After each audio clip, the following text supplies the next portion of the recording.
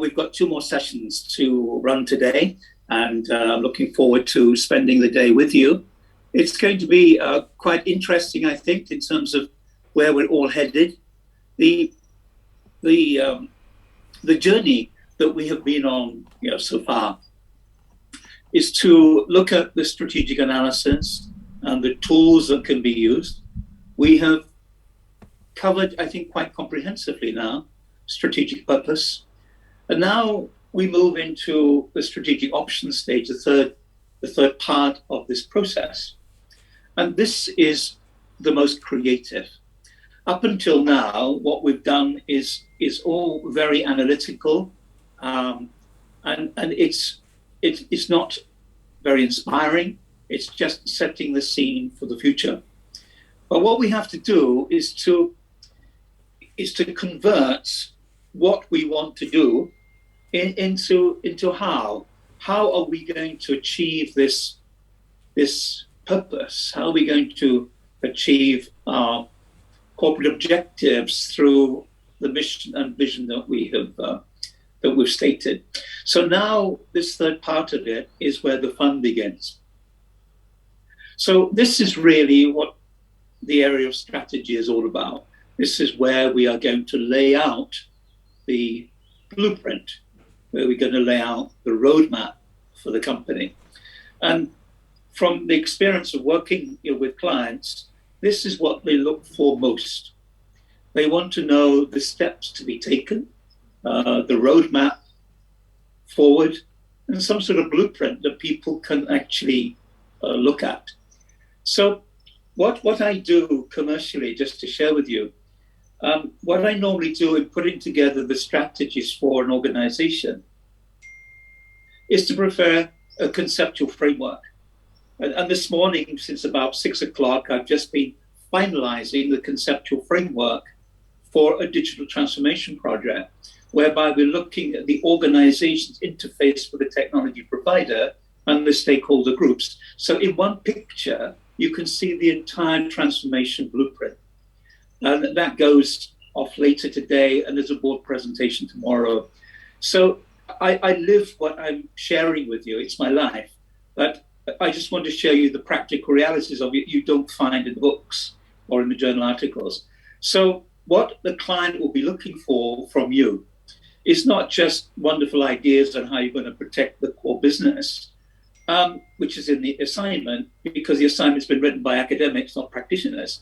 It's actually requiring you to come up with a master plan. So in real life, what would happen is that you'd be giving a presentation to the board identifying the business case for whatever change that you are now proposing.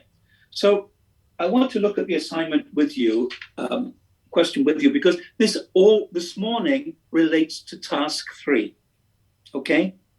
To give you a lot of substance, but it's going to help you in the office. So task 3 is asking us to, I beg your pardon, task 4 is to discuss the possible strategies that the company could have to defend its core business. Okay? Now, were I to do this practically, the first thing I would do is to call this strategy by something. I would give it a name. It can't just be a strategy. What type of strategy is it? Is it going to be a growth strategy? Is it a sustainability strategy? Is it a strategy for leveling up, a strategy for optimization? What is the strategy for? So that needs to happen. So the strategy that I'm just working on this morning is a digital transformation strategy. That's the name of it. It could be an organizational strategy, as in the case of other things that I might be working on. But the digital transformation strategy is the name of it. So how am I then going to achieve it? I'll go back to what there is in task 3, looking at the strategic capabilities of the organization. Going back to its vision and mission to make sure everything aligns. Now, in my roadmap that I'm working on, well, on the conceptual diagram, which I finished this morning, which will be presented on Monday, there is the conceptual framework. Now, what I have then done to sell the conceptual framework of the strategy is to sell the outcomes. So the outcomes will be improving capacity, improving human capital deployment, optimizing efficiencies, improving human capital development. And then on the financial side, how it contributes to the economic value added of the organization. Not profit, the economic value that is then created. So I'm talking about then the strategy for value creation and value capture. All right, this is what I'm living with right now as I sit here now, just finished about 15 minutes ago. So helping you to bring this assignment to life. You see, your ambition is to get an MBA, and I understand that, and you've got to pass an assignment. But you've got to learn to use your MBA back in the workplace, either now or in the future. And by giving you the practical tips of how it works, makes your MBA distinctive. It makes your learning so much more valuable if you can engage with it. So I just wanted to share that right up front, because you are doing the assignment, I'm living it. So we're both doing the assignment. I'm doing it for management consultancy fees, and you're doing it to get your MBA. So we're working together in a parallel world, which is very strange. So let's think this through. And just to share with you, I mean, for example, one of the strategies that I did for ING, the ING, you know, the ING Dutch bank, they had a big insurance company in Jalan Raja Chulan, which was taken over by AIA. When I was working there, and the strategies that I'm putting in, I call them a 1 in 3 strategy. Because everybody knows what 3 in 1 is, because you drink it at the office every day. So I just reversed it, called it 1 in 3. Everyone talked about 1 in 3 for 3 years. Because we want to do this over a 3-year period. We want to be number one.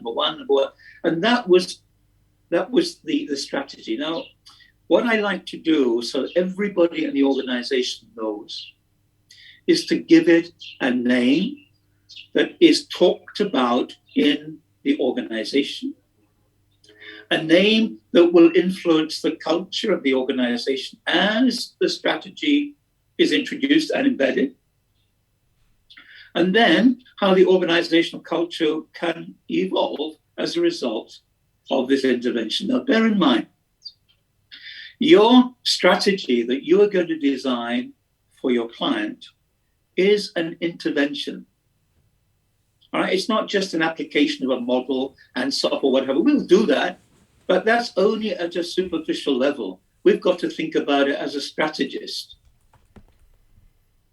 So you have to think about the level at which this intervention is going to hit the organization. Is it going to be at board level? In this case, it could well be in the marketing department. It might be in the human capital department or the people department. So think about the nature of the intervention. Is it what we call socio-technical intervention? Is it going to be infrastructure intervention? You have to think it through. So the name and the intervention go together. And then we start to work forward. Now, what I'd like to do is to look at the DHL case study with you so that we can go down and start drilling down so you understand. Now, the reason that I have donated the DHL case study with you was to help you with task 1 and task 4 in this morning sessions of your assignment. Because task 1 says, can we review the strategic direction the company has followed in the past and the strategic thinking that is developed.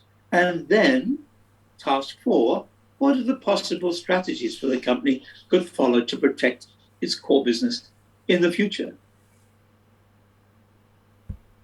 It's very, very similar to the Coca-Cola discussions. I had further discussions late last night because the UK timing, is of course 7 hours behind. It's a very similar situation. What is the performance to date? What are our best product portfolios? How are they performing? And then what needs to change in the future?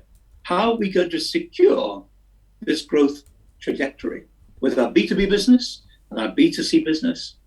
So what I've come up with is my strategy now is completely to innovate. It's not about changing the flavors of Coca-Cola from 0 sugar, 0 calories, no sugars, etc. That is being done.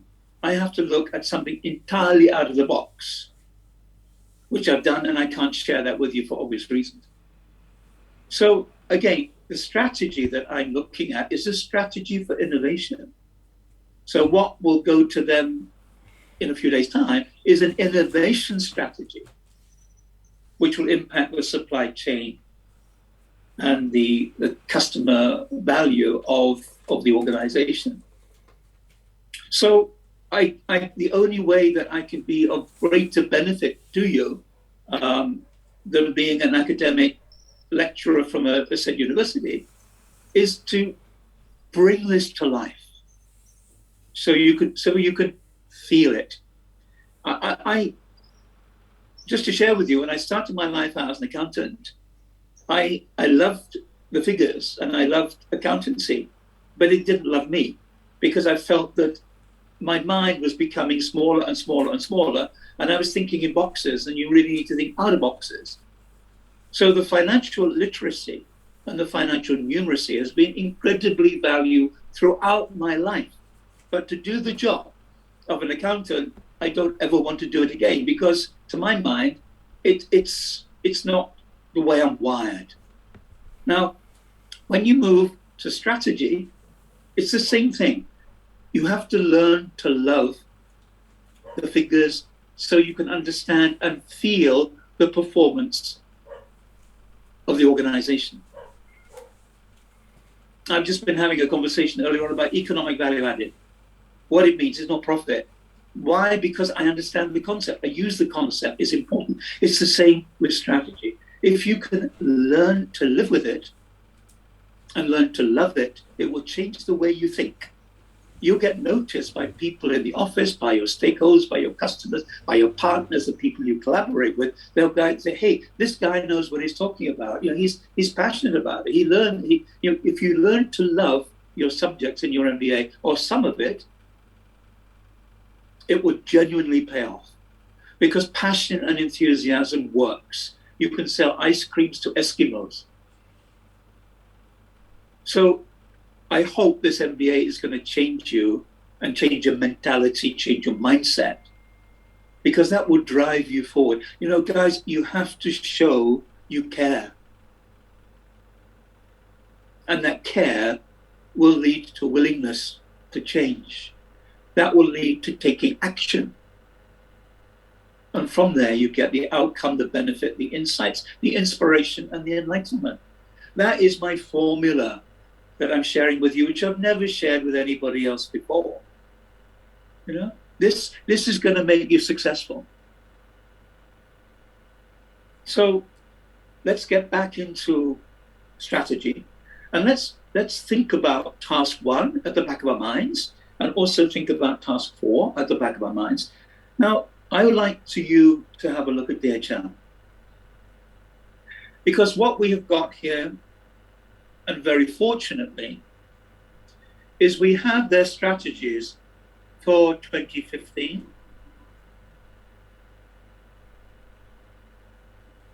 Sorry, I've got a helicopter going over.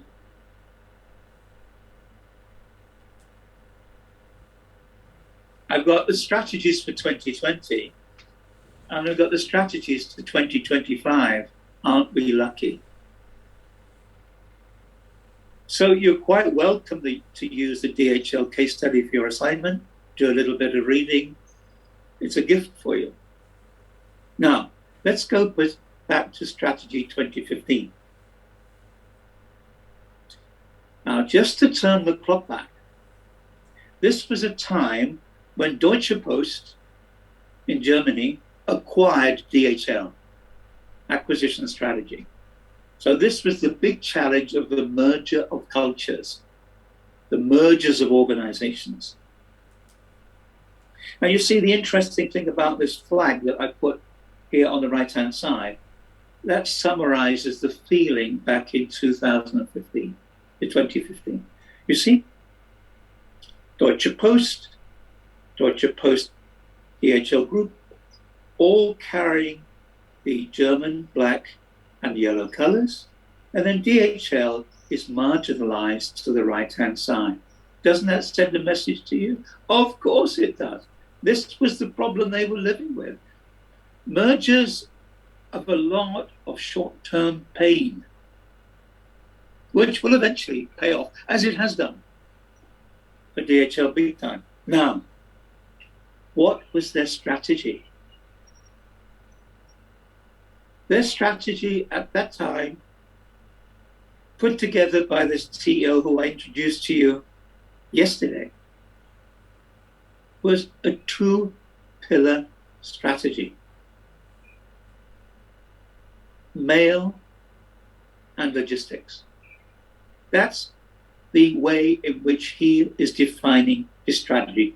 Clear, concise, clinical. Very different from the American style. So give it a name. His name is very Germanic. You know, it's mail and logistics. Very clear, no argument. Now, when it comes to moving to 2020, he moves to a three-pillar strategy. Can you have a look and see what those three pillars are?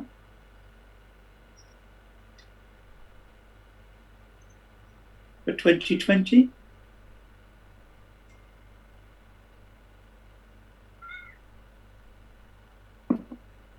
It's about focus, connection, and growth. Now, can you see the difference in thinking, guys? 2015 is all very Germanic. Our two-pillar strategy, mail and logistics. 5 years later, it's softened, it's become more human, and it's become quite clear, and it's imperative. Our strategy has three pillars: focus, connection, and growth. I like that. That's why I'm sharing it with you. In the hospital, my strategy has 6 pillars, as I already explained to you, because they need 6 pillars. They need more structure. And then as you move to the thinking for 2025, can you see how the thinking has emerged? The strategy is for alignment, focus, and growth. So the focus and growth for 2020 carries forward, which is good. And now the strategy for 2025 has to be achieved by 2025, going on now, is alignment. Now, some of you may be working for larger organizations where you are also doing realignment. So this could be used for task 1 to show how the thinking has changed and how that thinking has led to them to change their purpose, vision, and mission statements. You see how it all hangs together? And what I've also put into the case study for you, the German case study for you, is to give you a list of their core competences, which we discussed in outline yesterday. But those core competences, which I'll just quickly refer to in my sheet, It's on slide 5 or slide 6. You see, their core competencies are about reliability and punctuality, end-to-end business process efficiencies, value chain integration, IT enablement, real-time tracking, and so on. Those core competencies should be used to leverage your strategy. So their strategy now for alignment and realignment will be aligning their core competencies with their customer groups in the B2B market, B2C market, and so on. So the competencies are being used as a lever.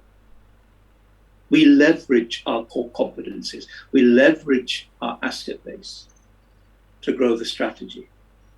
So this DHL case study is very deep and very important for you to understand how the thinking has changed, how it has evolved, how it is now aligning with the pressures, environmental pressures in the world, and how it's now caused them to think about possible future strategies that they must adopt to protect their core business. So the case study and the assignment and what I'm doing in reality currently all comes together very nicely. So it's a beautiful fit. So if you don't want to use DHL as a case, it's fine, but it helps your learning and understanding. But it gives you some very powerful ways of preparing yourself using another organization for your assignment. And, of course, for yourself. You know, you need to take something away from the MBA for yourself that you can adopt and apply and get recognition and hopefully reward for it. Now, what they have then said about Strategy 2025 is that what are the outcomes? What are we going to achieve as a result of this strategy? And what they have said, and I've put it on page 30, I think, for you, is that what they're looking for to achieve in their 2025 strategy is profit achieved through a strong corporate culture and clear strategic direction. Beautiful. Because when I was working with FGV and talking about Felder, etc., those things that I shared with you yesterday, the intention, the strategic intention, excellent. But the corporate culture, the strength of the corporate culture is public sector-centric, family-centric, not business-centric. So what the CEO and the top management team at DHL are trying to achieve is to be able to carry forward. Now, the results that they have just shown in the last 2 quarters are better than they have been for many, many years. That energizes the culture. If people can see the benefit and receive part of that benefit, it drives the business forward.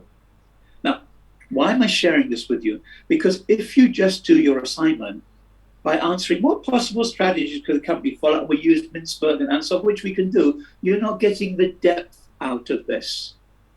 Because you've got to have to say to the company that the critical factors for success to be able to achieve this strategy are the culture, the alignment, the leadership,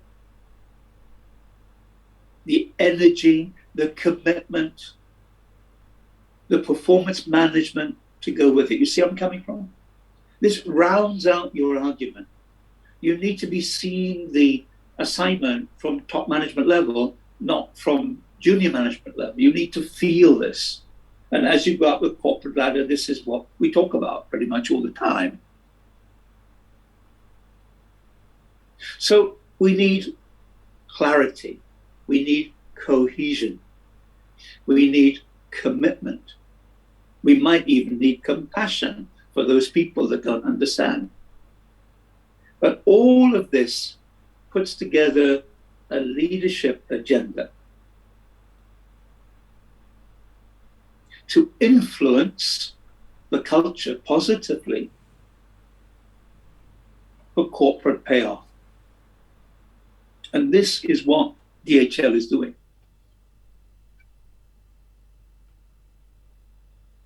So the second part of what they're saying their strategy will achieve is the growth from international markets, but cushioning the volatility in global trade as a result of the pandemic. So I've more or less written a distinction answer for you if you just follow the ideas. Now you might want to take another organization and do a similar things, but that's me trying to be helpful to you, because I know you're busy, I'm busy, we're working adults. You don't have time to do a lot of reading, but more than anything else, you want the practical know-how as a takeaway, not just the know what. Otherwise, you won't get anything out of your MBA apart from a lot of painful assignments to write. Okay, so I thought I would give you that quite powerful introduction this morning because A, that's the way I am, but B, it's something I'm living with currently, as you are. And I'm just sort of sharing that with you on a professional basis. Okay, so getting into the assignment and bearing in mind that you can see how these tiles interrelate and are interdependent. We need to look at mechanisms that you can use to protect the core business. So we need to look at things like Mintzberg and Porter and Ansoff, etc., and we can go back into the manual. All right? So I hope that introduction has inspired you. It comes from the heart. I want you to succeed. I would like the university to say that Malaysia students are #1 in the world. They used to be, and then Sri Lanka took over, and then London took over. It's time for Malaysia to be #1 again. So I'm looking for a lot of distinctions. So you tell Dr. Loga that Professor Massingham wants you to aim high and secure high. I will speak to her. I said, look, we need to show excellent results. The input has been good. The output needs to be excellent. So that's what we look for in commercial life, are the results. Okay, good. So let's get into the manual and into our flow.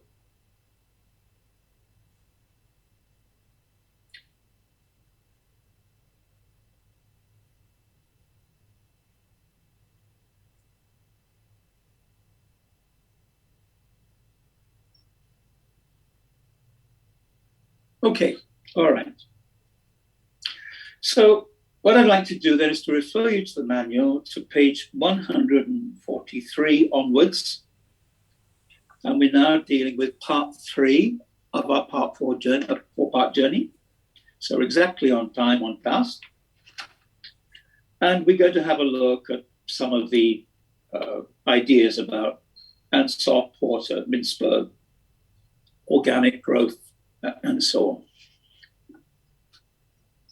So if we're putting together strategies for the future, we will need to think about what are those objectives. Now, your brief is about protecting the core business. I'd like to be able to monetize that. I'd like to quantify it. So what are we looking for? Year-on-year growth for the next 3 years of 5% cumulatively? Is that too ambitious? Should it be 1 or 2%? Or are we in a position of just standing still and preventing the decline? So here is the trick. Before you start proposing your strategies to protect the core business, identify what your objectives are. Now, it depends on your context. These could simply be survival. You want your core business to survive. Or it could be about sustainability. Or it could be about sustainable growth.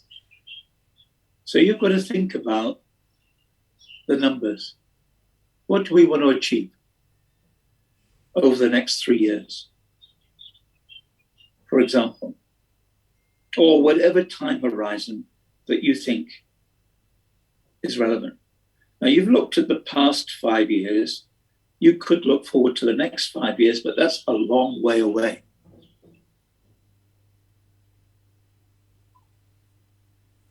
What I'm doing is to produce 3-year strategic plans, some 5-year strategic plans, but with very critical annual reviews and quarterly strategies reviews.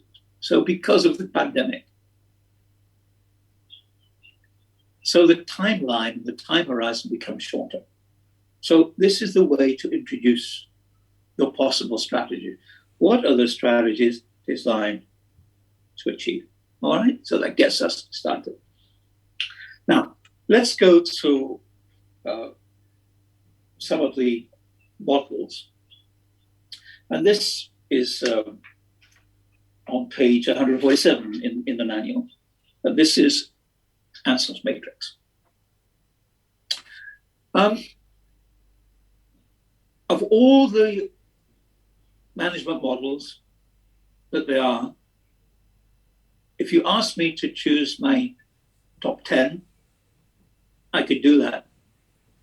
If you ask me to choose the top 5, it will be easier. If you ask me to identify number 1, it's on this slide.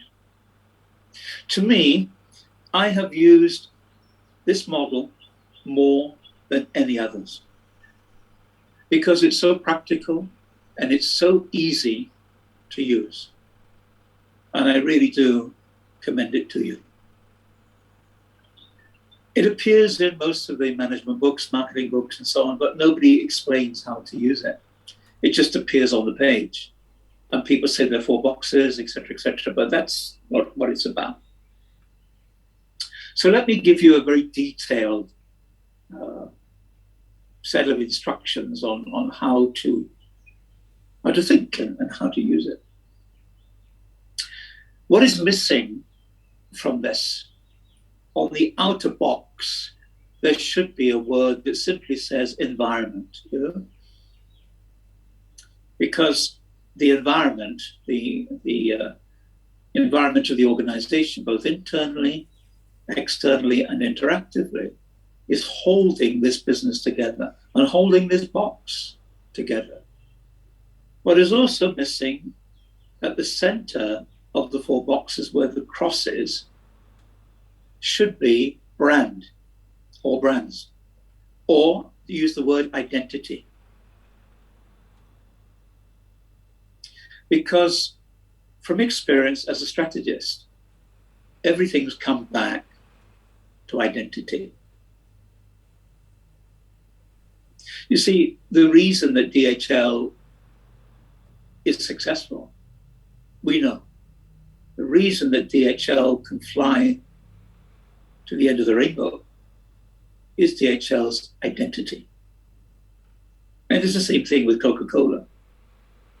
But if I compare it with Unilever, the Unilever's got more like 400 brands out on the market, but nobody knows their Unilever products. They've all got separate identities, which is very expensive in marketing terms and not very clever in corporate identity terms. But that's a strategy that they have decided.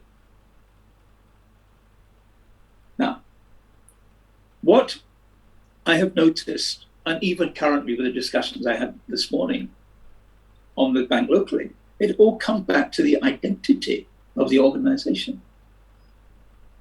Why are we putting in digital transformation? Be able to get relevant and to move forward and to build a customer base in very competitive times in the industry, which some of you would know because you're working in the banking industry. And thank you for your LinkedIn invitations yesterday, which I've answered from people, Standard Chartered Bank, etc. We used to run an in-house MBA program for Standard Chartered Bank.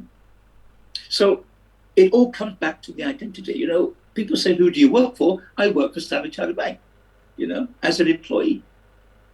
I work for DHL as an employee. I'm the marketing director of Coca-Cola or whatever it may well be. It's all part of the identity game. So Ansoff didn't catch up with this, but this matrix was put together well back in the 1950s. In fact, it was 1957, and then it was reintroduced and modified back in 1963. That's like history. It's been around for donkey's years as a set of 4 growth boxes. But I have modernized it and extended it. Just to bring this to practical reality for you, you probably know in Germany there's a very famous bank that is probably it is market leader in the SME sector, and that's known as Commerzbank. It's often in the news and is currently actually. The Commerzbank have an operation down in Singapore. I was giving a breakfast talk to CEOs in Singapore about relevance. This must be 7 years ago. And the new CEO from Commerzbank attended my talk and the coffee break. Yes, it's a breakfast 45-minute talk. He came and said, you know, I'm new here to Singapore. I don't know much about the country. I like what you have to say. Could you come and meet me in my office? So the next day I went to his office in the financial district in Singapore. And he said to me, he said, you know, what you had to say was very important. And I'm not a marketing person. I'm not a strategist. I'm a banker. But now I'm CEO here on secondment for 3 years from Germany. And if I fail, that's the end of my career. If I succeed, I go back onto the main board of Commerzbank. So I have to make it happen. And I don't have a toolkit. But I listen to what you have to say, and I know that you've worked for many years in Switzerland and that you're a professor in Germany, et cetera, et cetera. So we have something in common. So can we talk? So I said, yes, of course. So he said, look, I need to grow the business. We've gone into Japan, we've failed, we've come out. We need to go back into Japan. Our Hong Kong operations are not doing very well. Operations in South Africa that, you know, could be improved. And here in Singapore, we're quite small, and so on and so on. So he said, I've got a mess to deal with. Can you help me? So I said, yes, okay, let's look at the mess first. Let's sort the mess out, and let's get a roadmap, which I did, using my own bespoke methodology of building up the visualization, building up the transformation, building up the transitioning, putting the conceptual framework in place, which is what I've been doing this morning for a different client. And then let's talk. So first stage done, phase 1 over, milestone achieved, happy bunny. He said, okay, this is what we need to do. How are we going to go about doing it? I said, you need a marketing plan. You need a marketing plan for Asia, for Pan-Asia. That needs to align back with what we're doing and what you're doing in Germany. He said, yes. He said, well, do you have a system? I said, yes, I have a system. I will show you the system I have. In my case, it's the system that we use with Toyota, the system I've used with Lexus. And it's quite comprehensive. It comes in a big manual, a set of templates, and here it is. You know, this is what you probably need. And his face dropped, his jaw dropped. He said, yeah, I might need it, but I don't want it and I can't have it because I can't understand it. Give me a simple solution. I said, okay, we can put the templates away. I'll give you one template. and this is what I used. And he looked at me and he said, I think I can understand it. Take me through it, which I did. I said, okay, we're going to use this for the marketing plan and your growth strategies for Commerce Bank Pan Asia. I'm now going to go through and produce the methodology behind the box, behind each box for you. We produce the templates, and then we put together the plan for getting into this essential change, which we did. I then called all the country managers into Singapore. We had what I call a sales conference. I didn't want to frighten people with marketing and growth, etc., etc. We brought everybody together and asked them to identify the issues and challenges they have, the pain points they're facing, and all of that took 2 days. A lot of people listened, but they didn't hear. I knew that was going to happen. I just need to get everybody together, and with people coming over from Germany as well. So everybody had a good time and all went back again, etc. I said, no, okay. We now understand where are we now.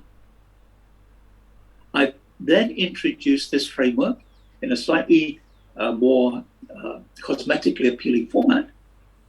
And they were given a brief to go away for 3 weeks and to fill out those boxes in the way that I explained. Come back again in 3 weeks' time, present your country plan for growth and business development based on these 4 boxes. So they came back in 3 weeks' time. We were in the Marina Mandarin Hotel in Singapore, big conference room there. And we put a huge screen up. The screen, I don't know, was used with a projector. It's probably, 30, 40 feet, huge screen. So everyone can see it very clearly. Projected onto the screen, first country comes in, presents. Second country comes in, presents, and so on and so forth. Everyone found it very interesting. And then what I said, okay, I want to aggregate the position for the CEO and the main board in Germany and the board here in Singapore. So now we've got to put layer upon layer upon layer upon layer to get the big picture, which we did. So this new CEO really happy about me because he knows what can happen over the next 3 years, how it's going to happen. And now he has a Commerce Bank Asia, Pan Asia growth strategy. That's the name that we produced. So now he can sell that to the head office in Germany. He has a plan for his people to work to. Okay, so what then happened? So what we did was to look at these 4 boxes. Now, these 4 boxes are what Ansoff calls growth vectors, but actually the way that I use them, I don't use the jargon. I just talk them about growth strategies. So first growth strategy is market penetration. Second growth strategy is market development. Third growth strategy is product development. And fourth growth strategy is diversification. So I told Commerce Bank to forget box number 4 altogether. It's going to take too long. And if you're successful, you're going to be back in head office on the main board of Commerce Bank. So let's forget number 4, don't need it. What we must concentrate in on 1, 2, and 3. Now, box, and this is very important, you pay attention to that. Box number 1 is market penetration, which is where your core business resides.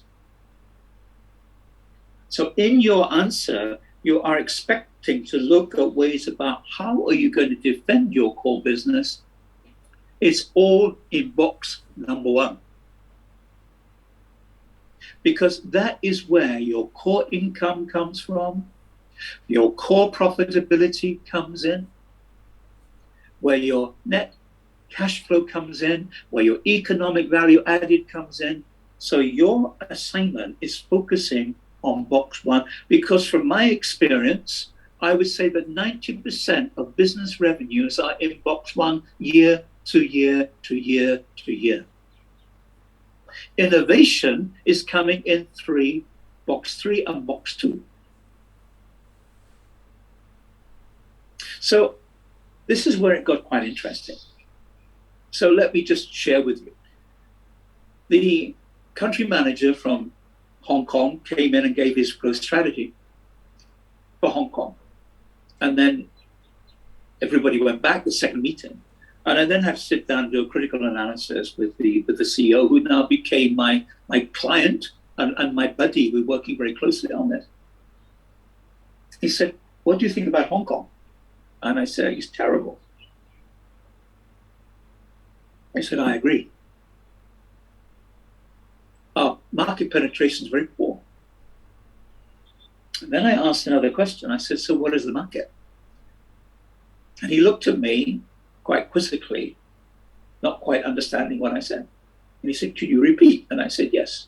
What is the market?" He said, "Well, obviously the market for our banking products." I said, "No. I want to know market location." And he said, "Well, clearly it's Hong Kong and China. And in fact, nearer to the Hong Kong borders, into mainland China, rather than Greater China." I said, "No, you're not getting me. I want to know where your segments are." He said, "Well, we have the B2B, the B2C, you have all that." I said, "Yeah, that's not where I'm coming from. I want to know, who are we penetrating? Who are our customers? What is their profile? Do we have that?" He said, "Well, I would expect so." "Okay. Here's your mobile phone, send a WhatsApp. We need to get this sorted out. I need a customer profile. I need to know your client base, by industry, by ownership." And then he looked at me with a smile on his face. He said, "I think I know what you mean." All of that data came back within about 4 days. And we had a look at it together. He said, "I'm interested in what you said, and you probably picked up my smile." I said, "Yes." He said, "The answer's on the sheet, isn't it?" I said, "Yes. You are a German bank, and a very famous German bank, but your market penetration of German-owned businesses, or businesses that have partial German owners by way of shareholding, is quite small. And you're trying to penetrate a Hong Kong market, which is an international market with international banks that have got more favorable terms than you have, and the culture aligns with the clients easier. You are looking in the wrong place for business. What I need is a list of German companies, German-owned companies, partially German-owned companies. We need to go back to the commercial attaché in the German embassy, and I need you to work with your trade missions, etc., to be able to get all of this data in. I need to do a data mining to find out the real market penetration we've got of German-based businesses and industries in Hong Kong and in the borders into China, which we did. It took a bit of time. Now we can put together our market penetration strategy. Now, at the back of my mind, I thought, what is the country manager doing? But the country manager was not German. He was a Hong Kong Chinese. So they don't think that way, you see. Okay, no problem. So call him down, bring 2 of his main officers, and now we're going to work together on the growth strategy for market penetration. Okay, so we have a penetration strategy, a market penetration strategy is our number 1 priority for growth. Now, okay, so that is going to be ongoing for the next 3 years. Now we need to set targets. How much more growth are we going to get year on year? How's that going to convert to volumes? How's it going to contribute to net profitability by sector, by product, all inside the penetration box? So now my strategy is supported by data, and we can start to move ahead. All right, so let's get on with that and start. And that process started. Call them back in 3 months' time, see what's happening. Now we can look at strategy number 2. Should we be looking at product development, or should we be looking at further market development? Now, the logic is that we're already now doing market development because we're going into the German market, German-owned market, but I didn't accept that argument. I said, no, that's market penetration. I want to know where new customers are coming from, but I think we're stuck. We need to look at product and service development as number two, not market development. So in my mind, the strategy for Hong Kong is market penetration and product stroke service development only. Only those two boxes for the next 3 years, which he agreed to. Now, let me tell you how to do the product development. We've got all the product utilization by customer group, by product, by country. And what I've noticed is that Hong Kong does not have the same product portfolio as Japan. And the product portfolio that we have in Germany is different again. Is there an opportunity of alignment? Is there an opportunity for cross-selling? Is there an opportunity for adopting new product lines from other countries as part of a quick win for product development, which we did? So there is the Hong Kong model, and we did the same thing for each of the Pan-Asia countries. And of course, within 3 years, it was a very good success story. My friend went back to Germany on the main board of Commerzbank. So I could tell you so many examples that I've used Ansoff Matrix for, and it works brilliantly well. So what you need to understand is that each of these boxes are strategies. In each of these boxes, we need data. In each of these boxes, we need to analyze in the way that I've explained, so that we can actually start using these boxes to set targets for sales, targets for net revenue, targets for net free cash flow from our strategy. That will give me the economic value added from those boxes. So here it is. I could talk probably for 3 days just on Ansoff Matrix. If you ask me, of all these various models, which one has given me the most consultancy dollars when I use them, it's this one.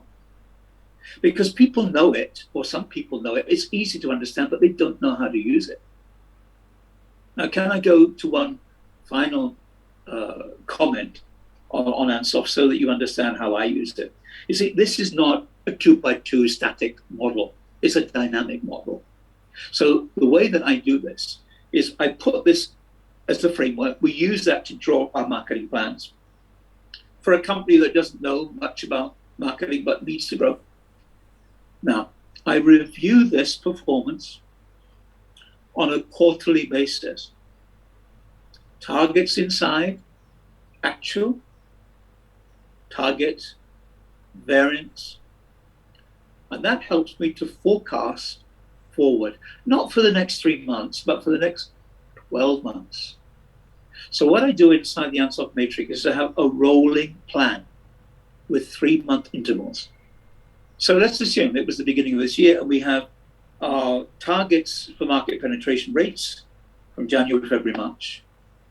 By the second week of April, I've got the data in. I can do a strategic review for the first quarter on market penetration.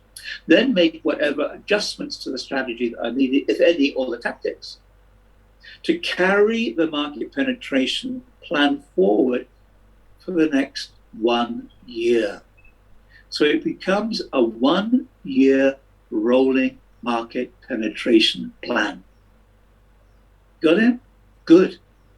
Now, when we move into product development and market development, it's the same thing, but at the end of the first year, for market development performance, when we've built in new segments, maybe we've gone into the high net worth individual segment that wasn't there, that at the end of the first year goes into the market penetration box because it's become core business.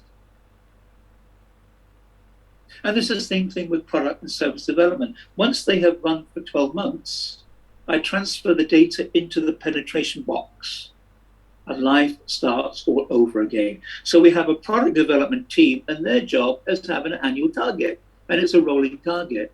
Once it's achieved, up and running, and it's successful, goes into the penetration box, knowing that maybe 50% or 60% of new product development will fail.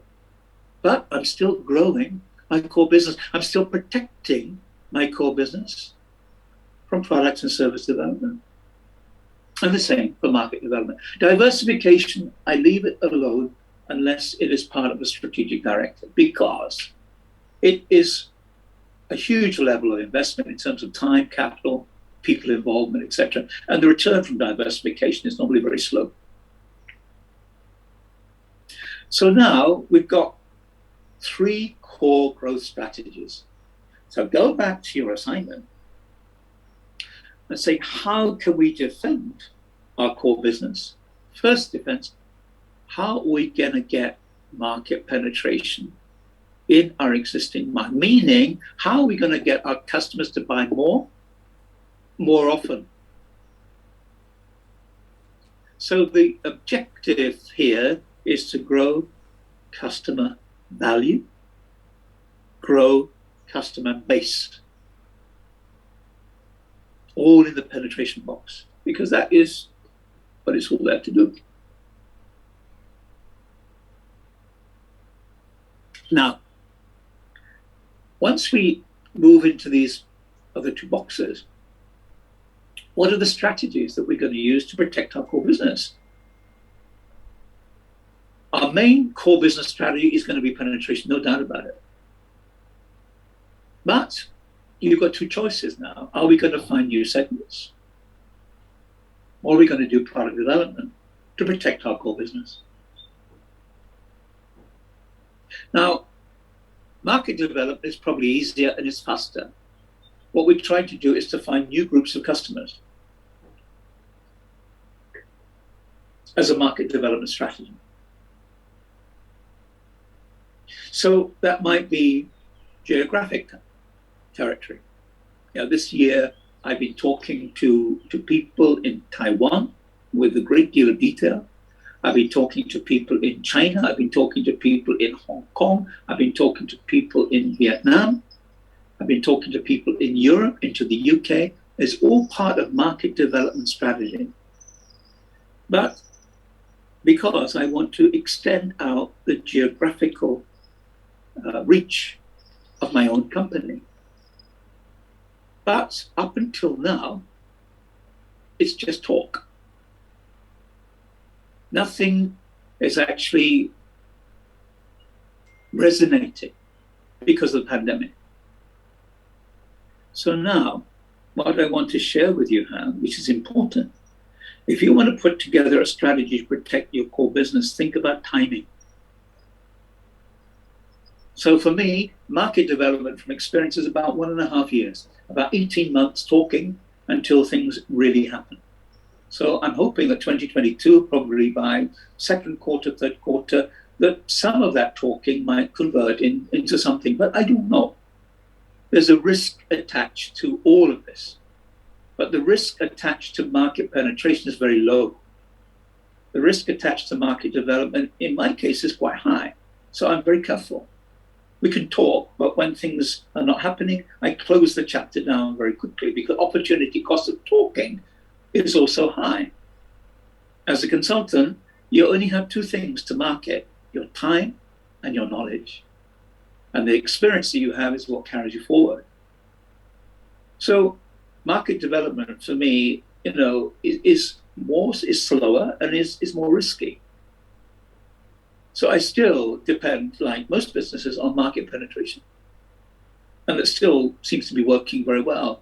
The clients that I have now are clients that have been with me for a while. I have one new Japanese client that has signed up for a strategy program, but that's been put off because of the pandemic, probably to October or November. So the penetration is you're getting work from your existing client base. So how is the core business now going to be protected? Through product and service development. Now, this is where the innovation comes in. Can you start producing new products, new ideas for the world, or just for the territory of your business? Now, why do we need this? There's a psychological reason behind it, because in the middle of this box is identity. And if you are marketing your products and trying to grow your business on the same products to the same markets year on year on year on year, eventually you'll die because there's no innovation. And the market is not a bottomless pit. Product development is absolutely essential. I have found this out of running my own businesses for the last 30 to 35 years, that the reason for survival and sustainability is on innovation. So when I was in the MBA business many years ago, I was serving the open market.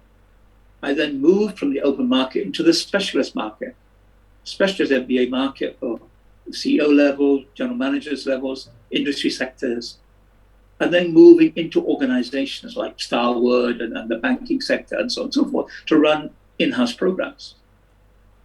So that was my product development, my innovation strategy. My innovation strategy now, as you've seen, is that I've moved now from marketing into strategy and now into strategic leadership. And I've just written the latest book with my friend from Cambridge, which I showed you on the screen yesterday. This is my new platform for me to be able to do strategic transformational leadership programs for education and training to support the consultancy work on transformation, organizational transformation, digital transformation. Now that's all happened in the last 2 years as one product development strategy. And I'm finding now that that is now already moved into the core business box, second year.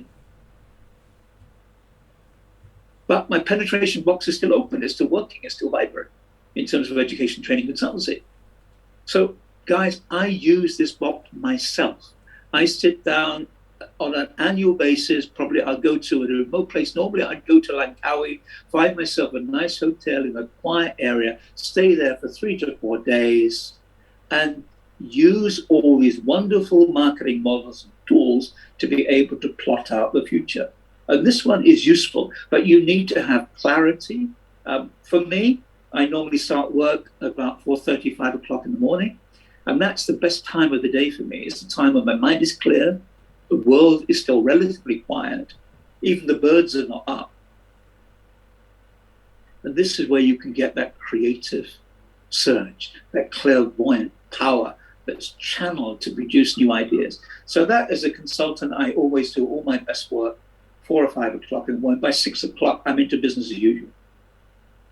And that creativity is where innovation comes from, and that's where I sustain my commercial life.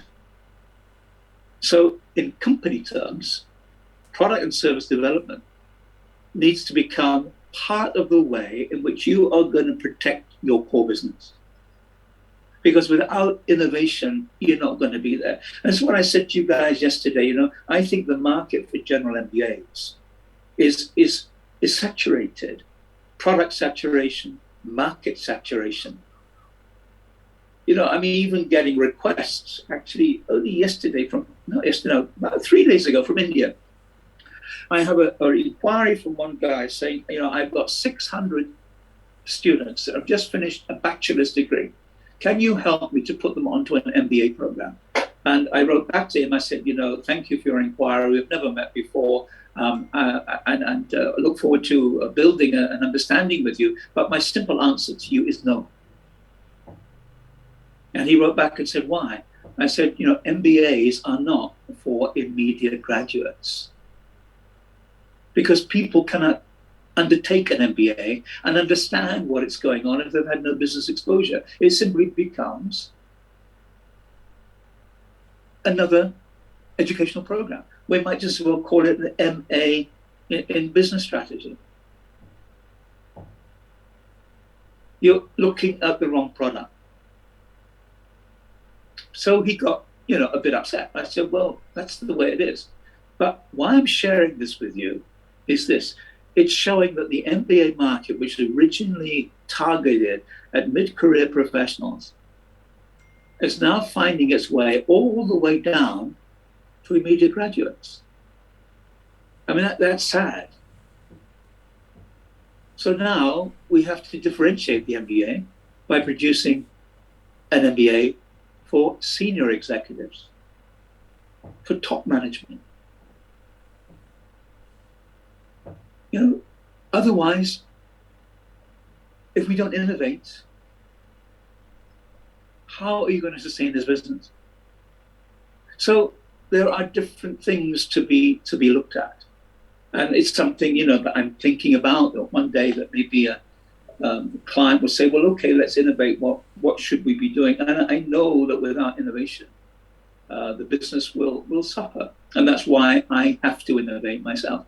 You know, I've just realized that, you know, after having maybe 30 years or even 35 years of management consultancy experience, that I need to leverage that core competency for the future strategy of my business.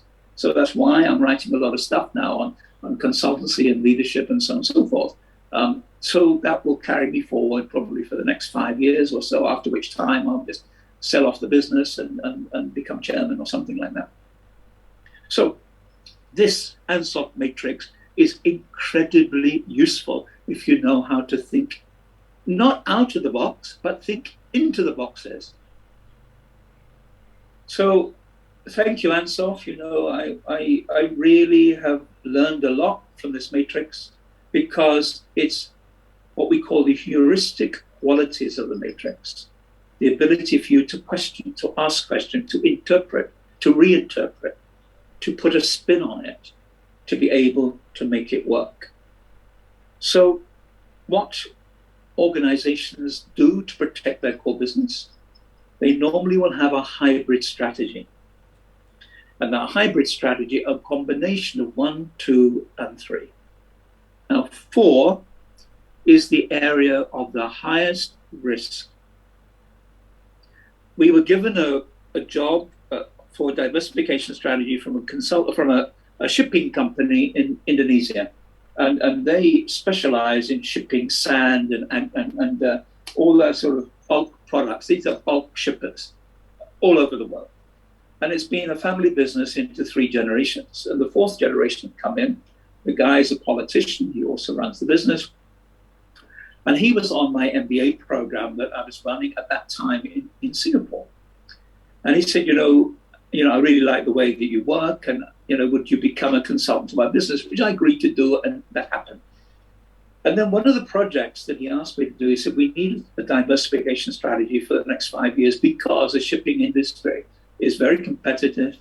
A lot of our ships are quite old now, and the replacement cost is very high. And I'm worried about future sustainability. I need you to put together a diversification strategy. I said to him, are you sure? You know, what about further product development? He said, there's no growth. I've got new customers, and working to whatever capacity we can. We have to change. Okay. So I did a diversification strategy plan for it, looking at 3 different strategic diversifications. Produced all the analysis, produced the strategy, and advised him to be very, very, very careful. And at the end of that process, he said to me, what you told me at the beginning, I've come to realize is true. All of this is very risky, and I could lose more than I gain. I said, absolutely right. So now you're stuck. So now we have to think through again, which we did. Let me give you another example of a project we did in Switzerland. In Switzerland, you know that they are a precision engineer. The quality of machinery coming out of Switzerland is absolutely fantastic. Now, there's one company, our client, that produced coal mining equipment. You know, all the coal mining equipment today is huge, manufactured product, but they have very sharp edges to cut into the walls of the coal mine to cut the coal out, and all of them are based on diamond edges and so on. So there's huge machinery. And the client said, look, this is a sunset industry. There are fewer and fewer coal mines, many are closing. People are moving into energy which is not fossil fuel based. How can you help? We need to diversify. So I said, okay, I understand that. So let's have a management think tank. We had discussion, etc., etc. He said, I would like to just experiment on a short-term basis. just to get a feeling for what it is to a company to diversify to change our culture. I'd like you to put a diversification plan that we can get into by producing motor car parts, sub-assemblies, and things like that, because we have the technology. And that's what I did. And we helped the company to diversify its manufacturing base from coal mining equipment into sub-assemblies for car manufacturing. Diversification strategy. So, guys, I know we spent quite some time on answer, but this is the big answer to task 4. Making sure you leverage your core competencies. Making sure that all the other things are in place. And then to lead this through practically is very easy in the way that I've explained. So I really do, commend this to you. It can work, it does work, but it's not the only solution. We can also look at other frameworks and other models. So I'd like to take a 10-minute break, and when we come back, we'll move on to look at some of the other models. But this could be your core answer, and it could well help you in life, genuinely, because even your mother-in-law can understand this box. It's easy, and I'm sure your in-laws and outlaws and your children could be able to understand this, because it's simply about how can we extend business as usual, and how can we grow new products and put them into new markets to stay alive. That's it. So Ansoff to me is beautiful, and let him rest in peace. See you guys in 10 minutes. Thank you very much. Thank you. Okay, sir.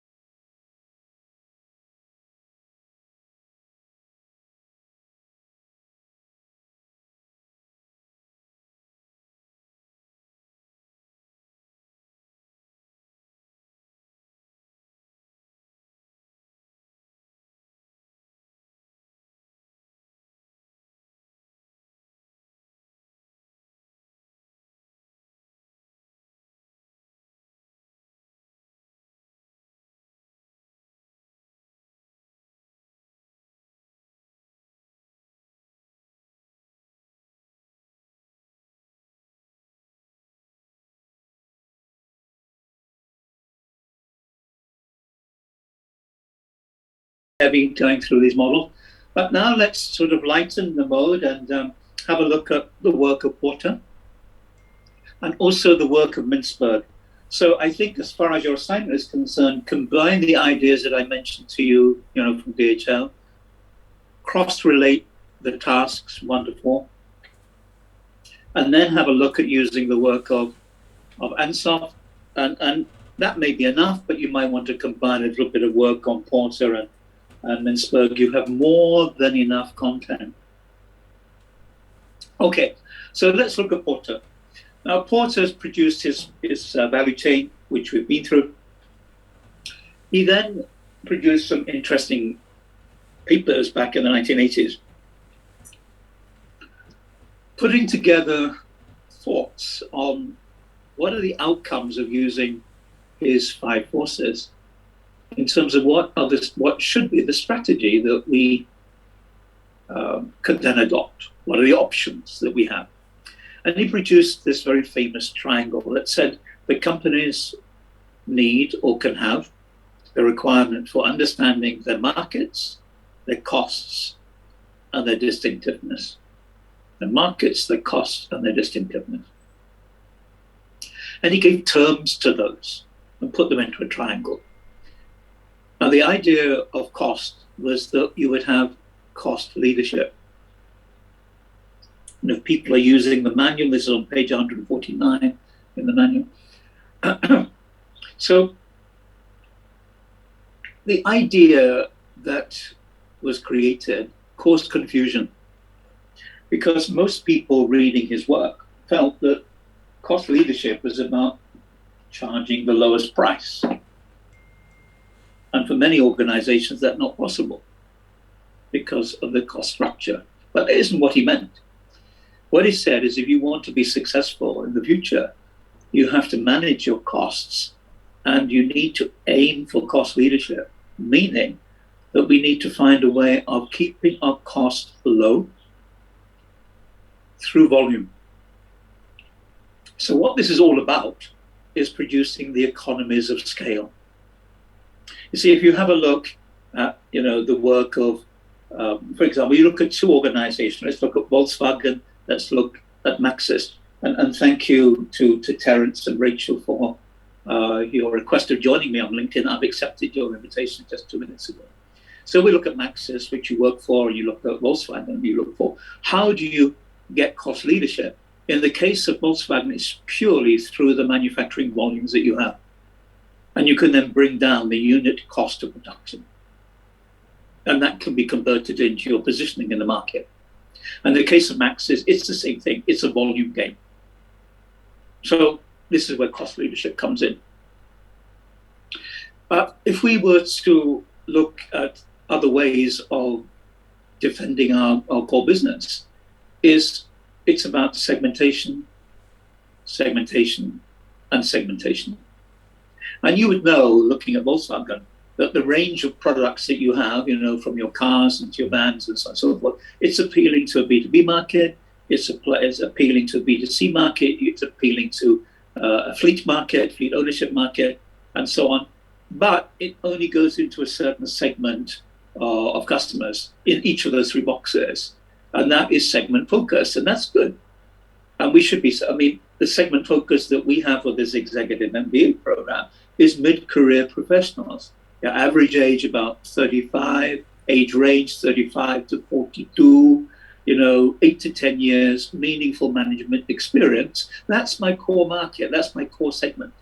And it drifts from country to country. Some countries, it's much younger. If I go to the Middle East or go to Saudi Arabia, then the market is younger because the population is younger. If I go to Switzerland, my average age, I would say, would be increased by about 3 to 4 years, where the average age of my target group in the MBA programs I was running there was probably early 40s. They were mostly engineers, highly qualified, highly skilled, moving from technical and engineering positions into management positions where they needed an MBA. But that's segmentation. But the programs that I was running in Switzerland are very small. They're not like your programs. The limit to the number of people on each program each year is 20. So it's competitive entry, we might have 300 or 400 applications. We choose those 20 people. And it's a highly interactive experience. The rooms are only designed for 20 people. And that's the way that I used to run those programs in Switzerland. But the people coming on, once they pass and finish the 18-month program, which has not got 6 modules like yours, there's 12 modules as well as a project, very heavy program, their salaries would go up by at least 30 to 40% on completing the MBA because it was a prestigious program. And they could then use that to sell themselves to their employers and even future employment positions.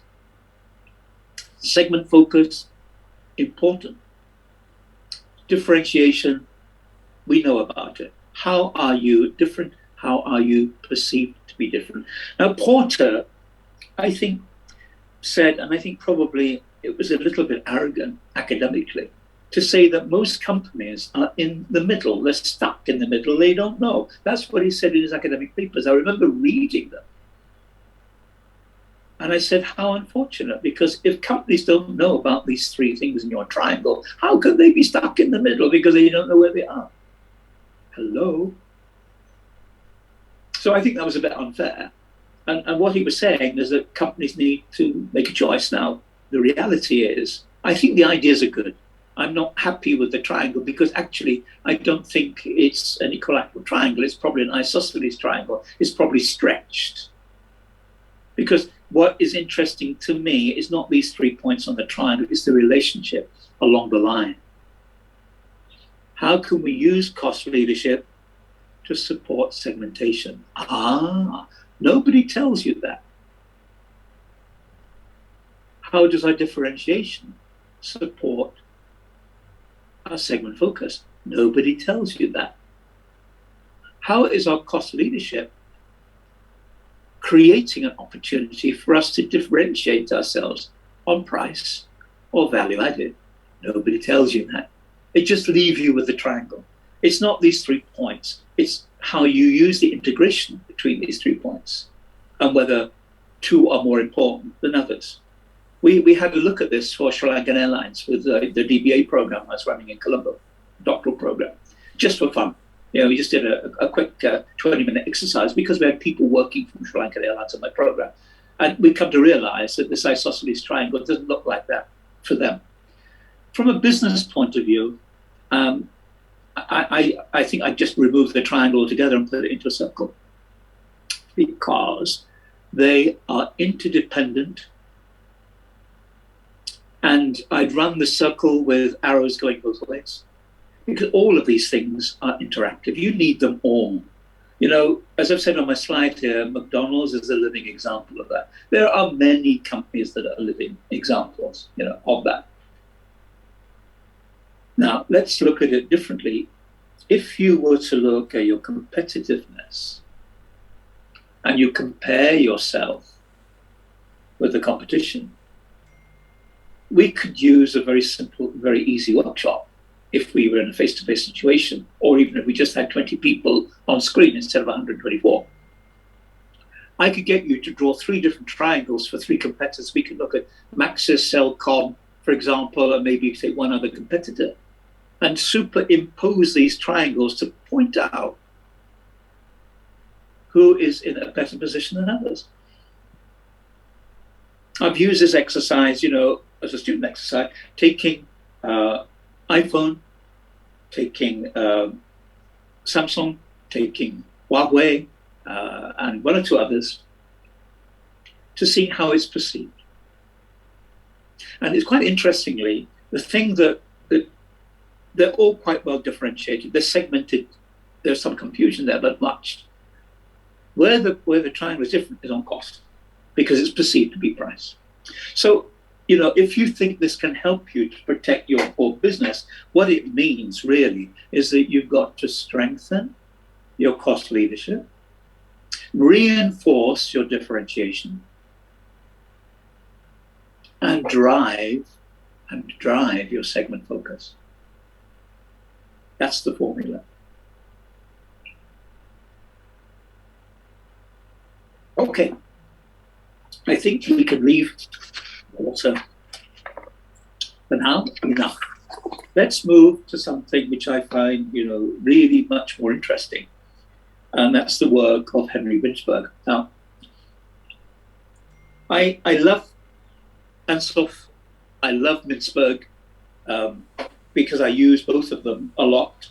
I don't use much of Porter's work at all because I find it a little bit too academic and not very practical. But Winsberg is good. Now, have a look at the slide. The Winsberg approach is distinctly different and is focused upon locating, distinguishing, elaborating, extending, and reconceiving core business. So what does the assignment say? How are you going to defend your core business? So Winsberg has the answer. So this will make your morning before you go for lunch. And Winsberg's ideas, I think are very good. So here, what I've said, under conditions of recession, market decline, intense competition, and market uncertainty, and what we're living at the moment, one of the first thoughts of top management is to return to core business. It's very strange, it's like I started out business life here in this region in the 1980s using the Chartered Institute of Marketing as a platform. And at that time, I was an examiner for them. I was writing marketing books in the late 1980s and still so very recently I've put almost 12 marketing books on the shelves from Routledge, McGraw-Hill, Heinemann, and so on. And it was the CIM, the Chartered Institute of Marketing, that got me into Asia. It got me into Thailand, got me into Hong Kong, Malaysia, Singapore, Sri Lanka, and so on.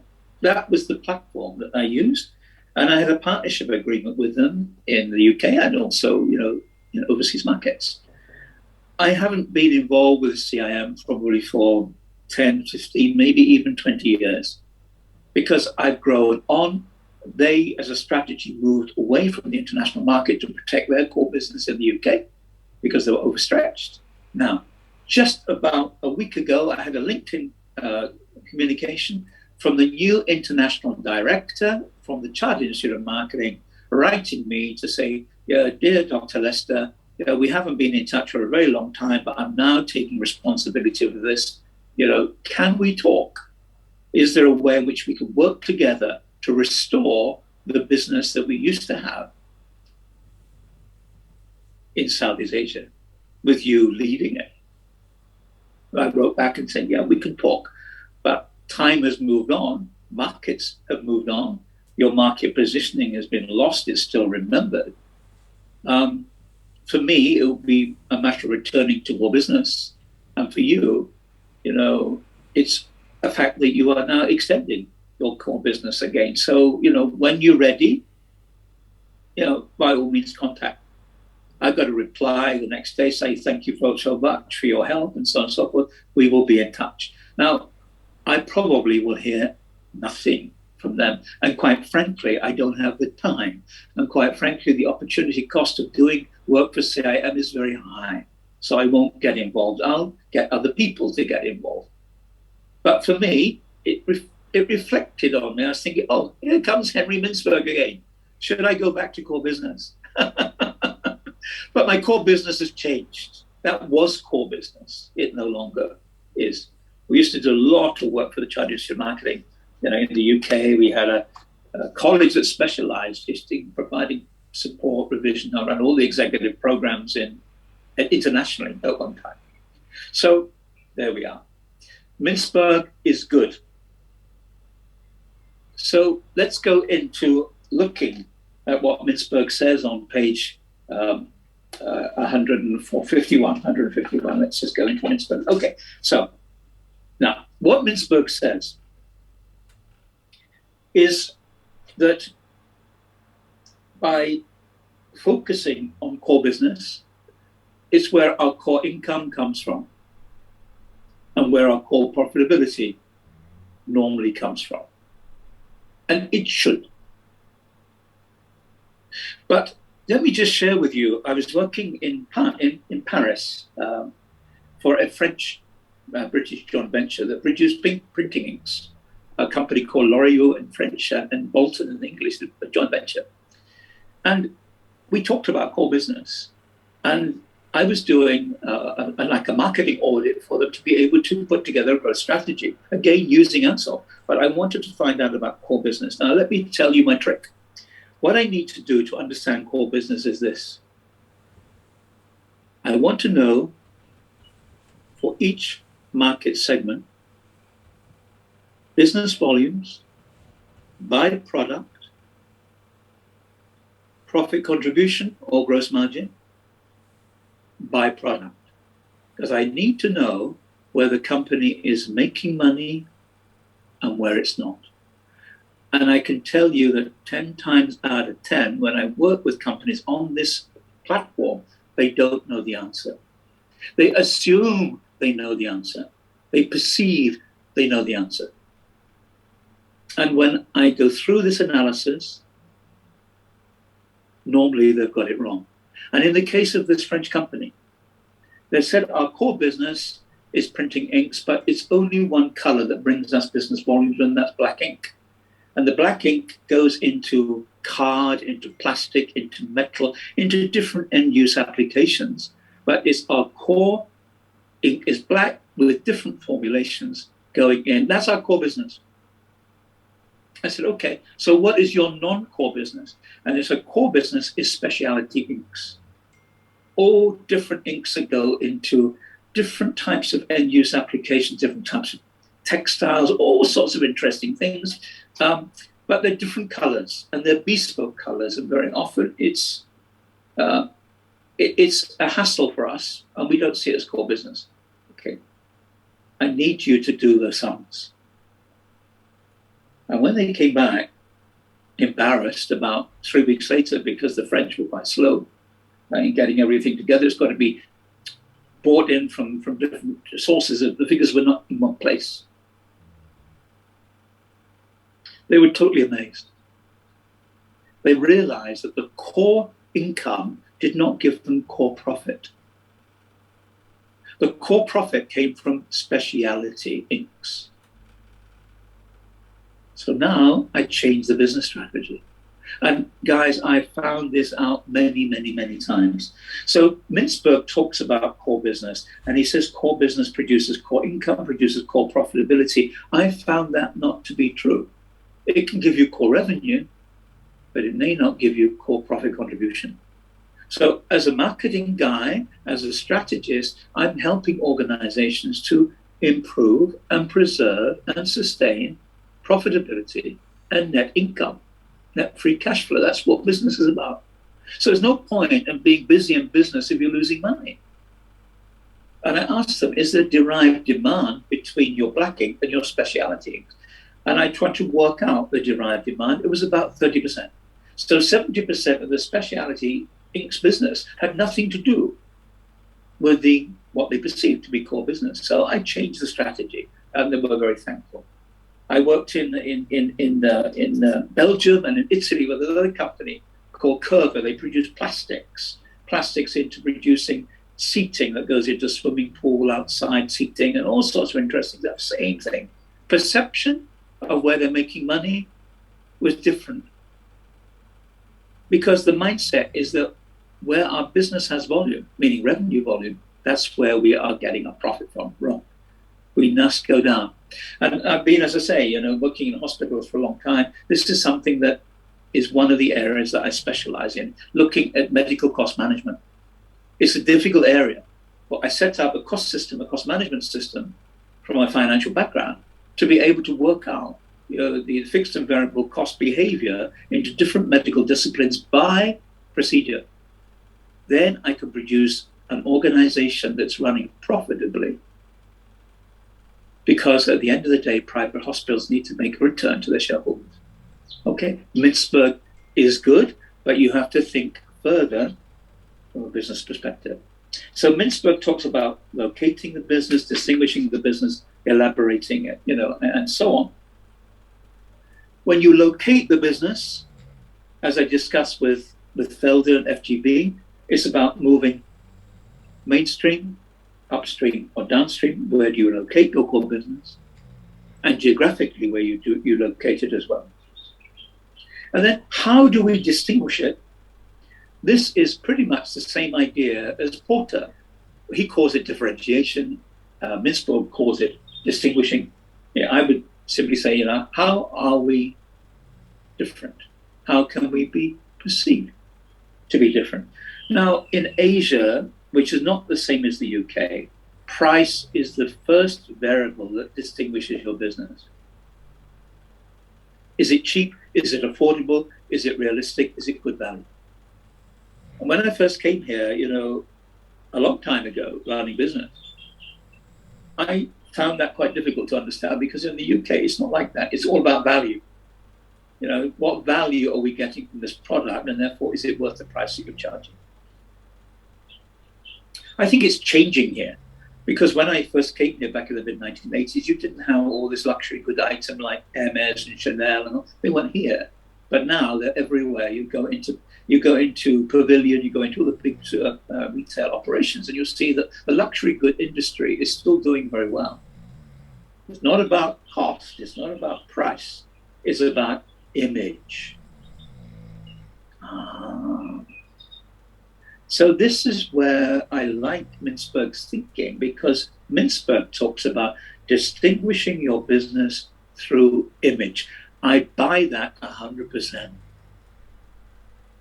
Because it is how you are perceived. Why did you go to Westminster College? Yeah, price matters, but it's about image. You wouldn't be spending your money there if they didn't have a good reputation. All right? Image differentiation, service differentiation, the quality that's attached to the identity. Why do people sign up with Maxis as distinct from Cellcom? Or other way around? It's the perceived image and the support that is perceived to be given, because price is not a big margin. And then I can remember buying my first VW when I was in the UK. And the reason that I bought VW is because, it's got an image for reliability, for stability, for being a car that you could drive forever, low maintenance, fantastic. And I did. I had a small VW for a while, no problem at all. And I think when I sold it, I didn't lose much money. And it's the same with Toyota in the Malaysian market. People buy Toyota because they know it's going to be good value. It's not going to cause a lot of problems. If you do need to get parts for it, it's not going to cost you an arm and a leg. So Toyota have got a very good reputation. I've worked on Toyota in the Saudi Arabian market, and the Toyotas that people buy there, the big vans, they go on forever. They really is an excellent product. Engine very, very good, and so on. Image. It doesn't have to be high image. It has to be relevant image to align with the mindset and the perception of the buyer. So also in terms of service support differentiation, I think that goes without saying. And then he talks about quality differentiation, design differentiation, or indeed not having a differentiation at all. Now, here is what we want to think about. If you want to defend your core business, can you strengthen the differentiation? Can you strengthen the ways in which you distinguish your core business? That's the question. And if so, use selectively one or two ideas, but not all, from Mintzberg. And I think that, works very well for you.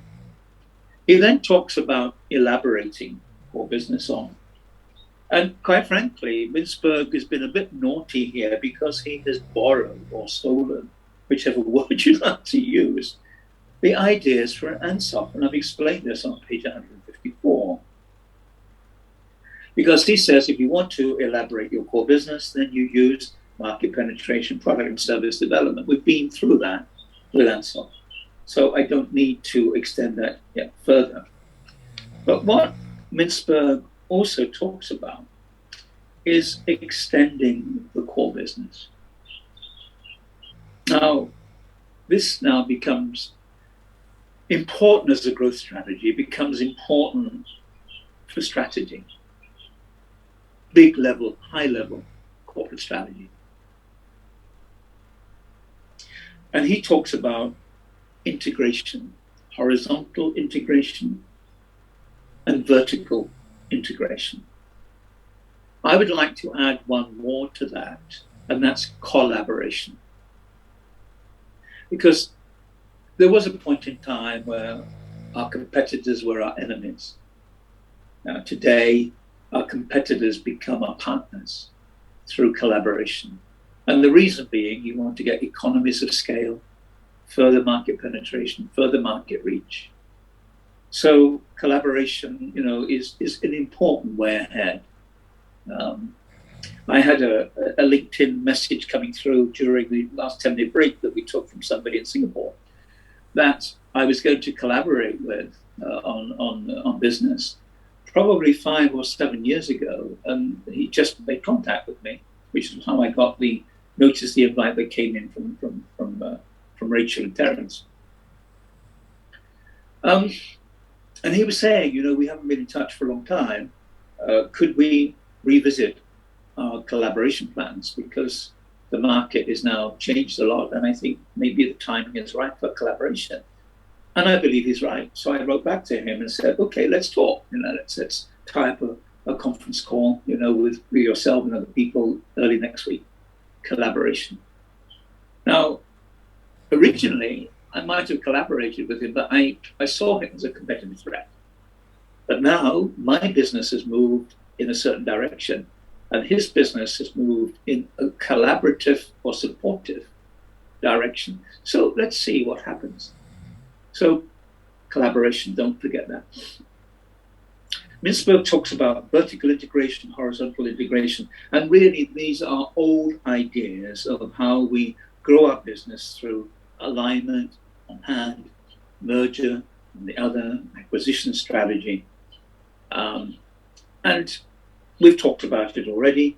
So this is how he talks about extending the core business and indeed, the diversification. But now where Mintzberg, I think, is important, because he's got some good ideas, some very good ideas, and ideas that he's borrowed. But one thing that he talks about in terms of elaborating your core business is internal development and strategic alliances.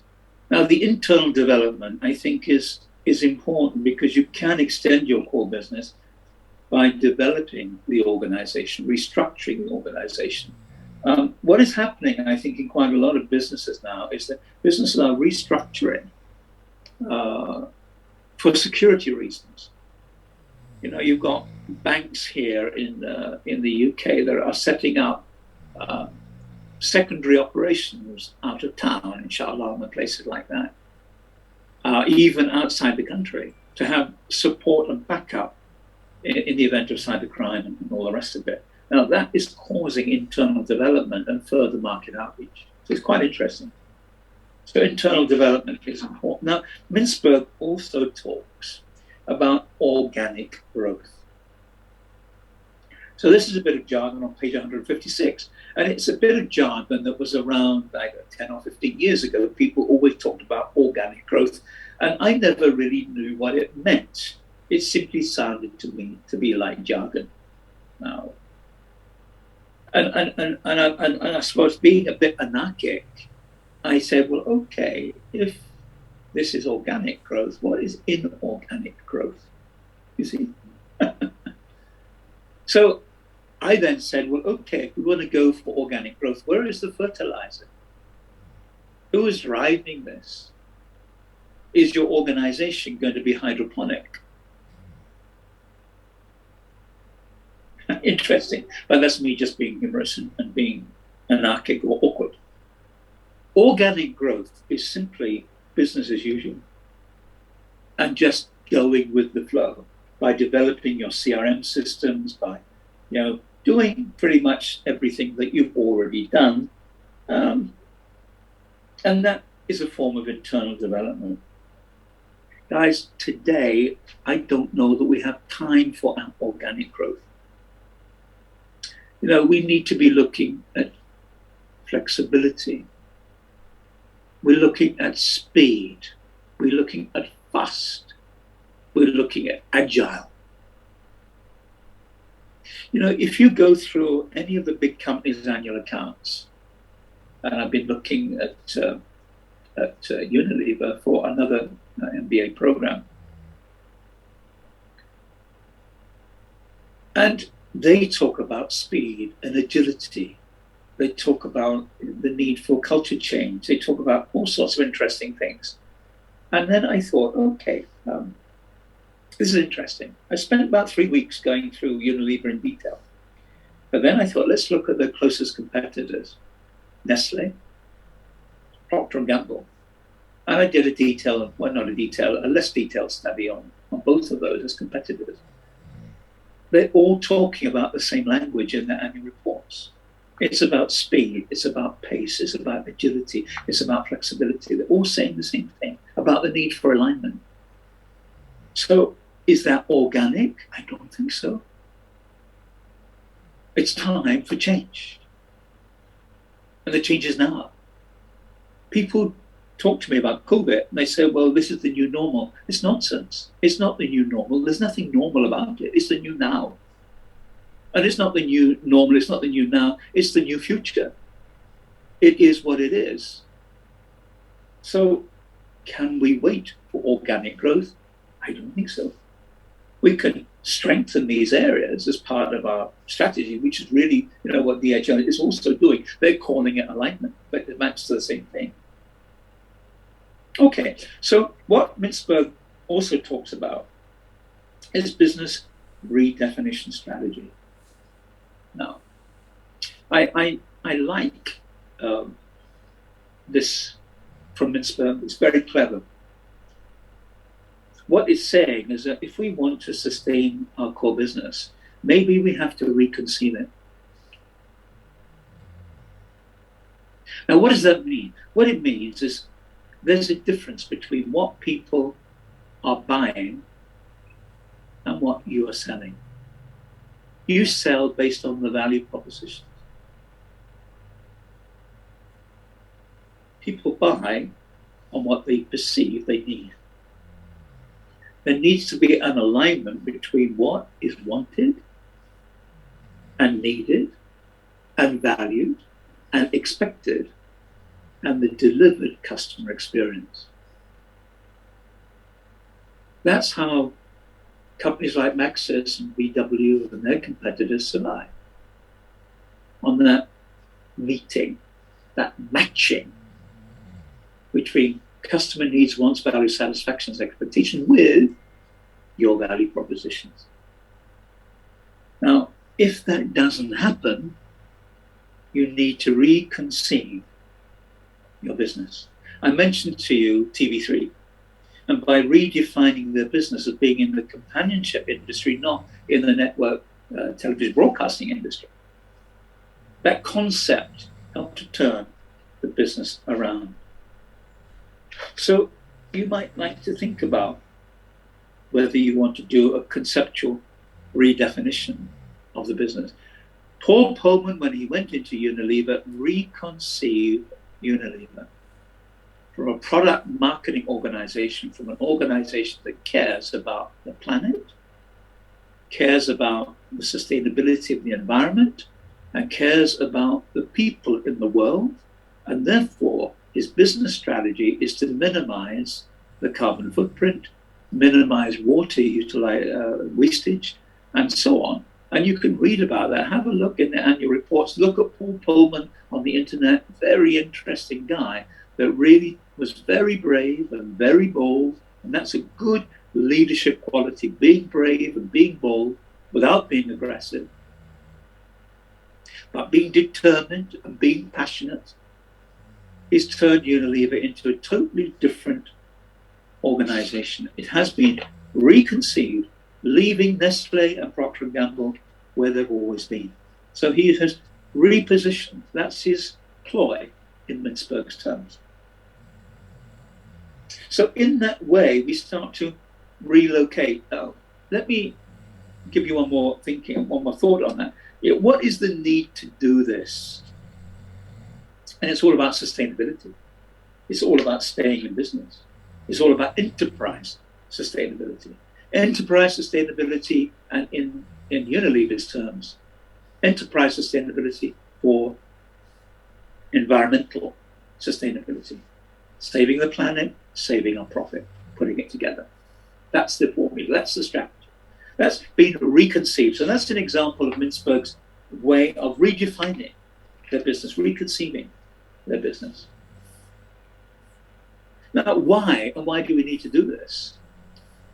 I think that if we don't go through this exercise as a business, we're not addressing the issue of relevance.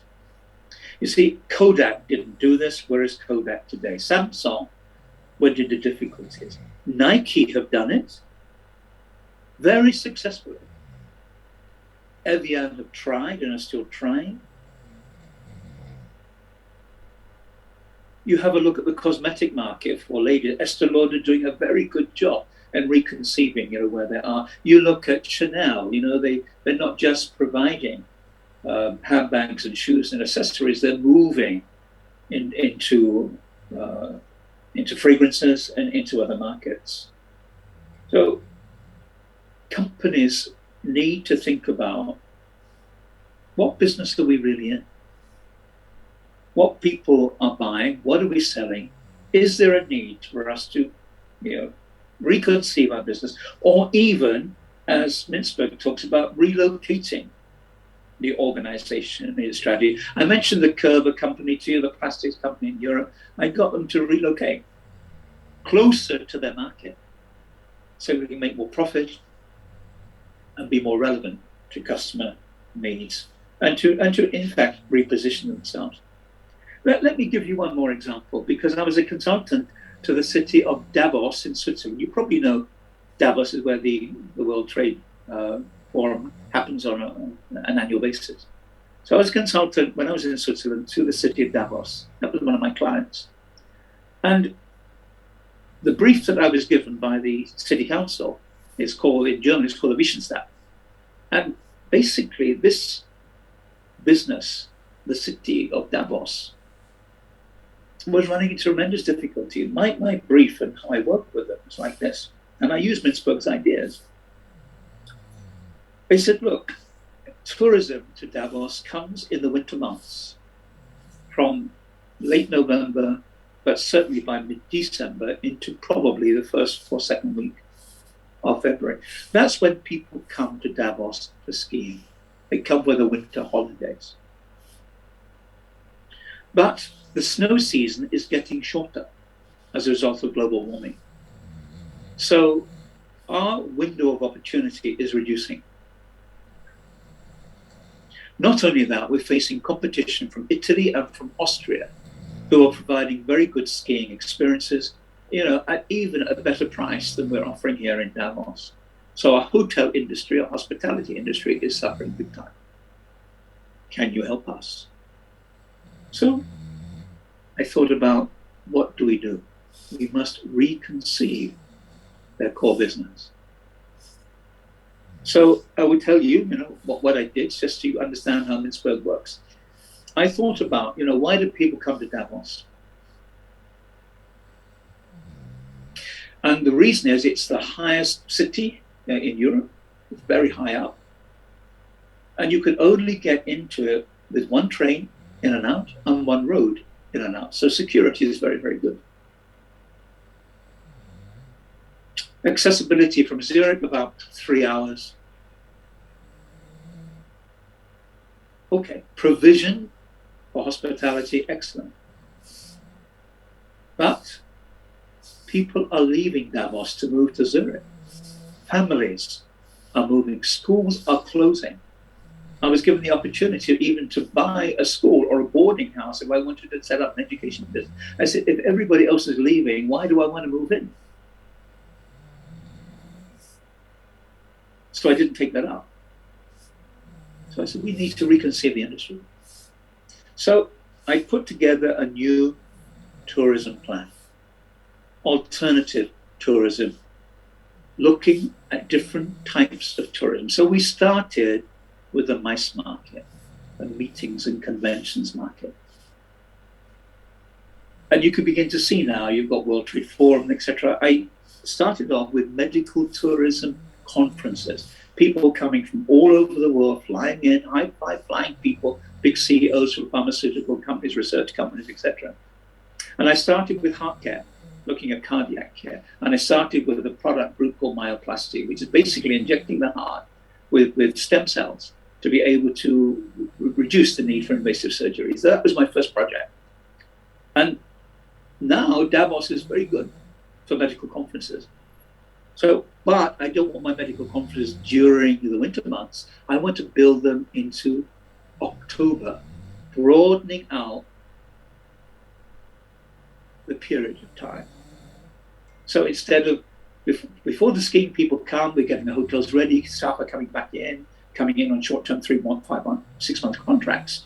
The hotels are ready, but they're not well, they're ready, but they're not full. They've got lots of capacity. So I use October and I use March, late February, early March. And it's a very nice time of year to be there. The air is clear. You can still see, beautiful scenery. And if the snow season had been late, you still see plenty of snow around. So I started off with medical conferences. Then I start to look at different types of tourism, health tourism, ecological tourism, and so on. So I've built a huge new strategy for tourism for Davos. Why and how? By reconceiving their core business and relocating that core business in terms of time and market appeal. All right, so this for me is my use of Mintzberg. Thank you, Henry Mintzberg. He's still around. He's an excellent thinker, but I've been able to use his ideas to really great effect. Okay, well, I think we've had a very powerful morning on all of these ideas, which I hope will resonate and be of value to you. Thank you to everybody. Enjoy your lunch, and I'll see you back punctually, please, at 2 o'clock. We've had a good session. I hope this is helpful for your assignment and for you.